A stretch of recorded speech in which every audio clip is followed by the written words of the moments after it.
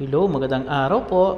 Pumunta nga pala kami sa isang hotel dito sa Cebu para kumain ng Eat All You Can dito sa Bay Hotel. Ito nga pala si Madam ang nag-invite sa amin dito. Kasama din pala dito yung aming bossing na poging-pogi. Nakipag-transaction na nga pala dito si Madam para sa aming reservation sa loob para makakain na kami. Ito na nga, dumating na nga yung iba naming kasama. Galing pa to sa iba't ibang lugar ng Pilipinas. So tara na, itutur ko kayo dito sa loob.